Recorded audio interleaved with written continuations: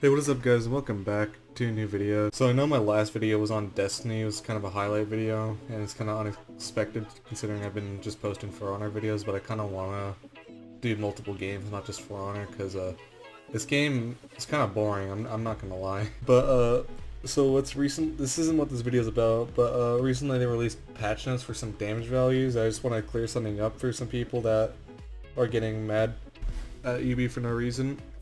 So some attacks that inflict bleed, because Ubisoft's supreme intelligence, they decided just to tell their normal hit damage and not the bleed damage. So like people were asking what's up with Peacekeeper's 5 damage heavies. It's because they confirm like 10 or 14 damage of bleed or something. I think it's 14 damage of bleed, and that's just not in the patch notes for some reason. And Nabushi's 1 damage light attack, that doesn't include the bleed either. Yeah, so Peacekeeper isn't going to deal only 5 damage with the heavy, it's going to be more. Unless you're running thick blood, then it's 5, but that feat should be removed. But onto what the video is about. I've been seeing this pop up more and more since they removed Lawbringer's hyper armor. It's about realism in For Honor, and how I never think the devs were even shooting for realism in combat. So what I see a lot is people, especially Lawbringer players, they're just asking for hyper armor on Lawbringer. Not for the reason that he would actually need it, it would work in his kit, or that he needs to be buffed. Just because he's wearing armor, he should have hyper armor.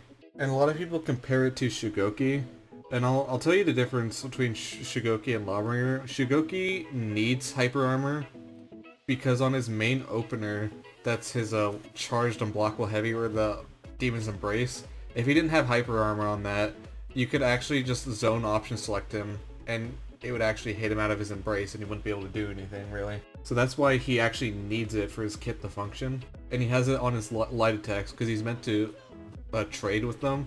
He's gonna lose a trade, but if you guess wrong on his mix-up, even though his mix-up doesn't work, but that's not what this is about, he's meant to win the trade by getting a correct read. But if you look at Lawbringer's kit, he's mainly a counter-attacker.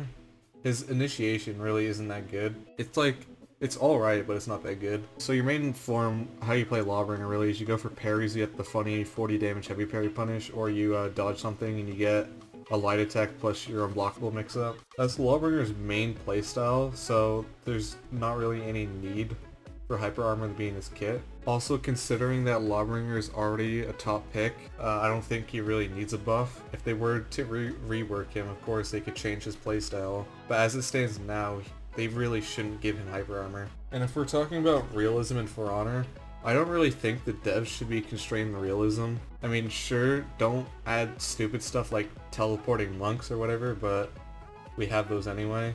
But my main problem with the devs trying to be realistic is it can constrain some characters and some other possible heroes. Like, if the devs were going for realism, Blackbriar's Bulwark counter, the main unique mechanic of his entire kit, that wouldn't exist. Shugoki's healing and Shaman's healing strip wouldn't exist. I don't think the game was ever even meant to be realistic.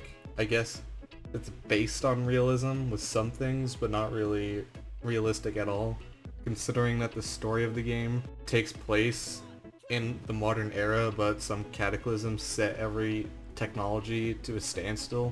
If the devs end up putting too much into realism, that's gonna limit creative freedom to the game. I don't think the devs need to be faithful for a specific time period. I wouldn't mind a faction where they straight up just put cool warriors from whenever, like pirates and Spartans. Especially want the Spartan hero. My overall thoughts really are that realism can be in the game, but it shouldn't be a determining factor into what they can do with a character, because that will severely limit what they can do with a character. And if they wanted to rework Lawbringer so his armor actually made sense, they could do that, but in my opinion, it already is fine with Lawbringer having the highest health pool in the game. I don't think Lawbringer should get hyper armor just because he's wearing armor, since he's already a good character. He doesn't really need buffs right now. But yeah, that's it. See you guys in the next one. I don't know if it's going to be Destiny 2, I don't know if it's going to be For Honor, but it might honestly be something else. But yeah, I'll see you guys.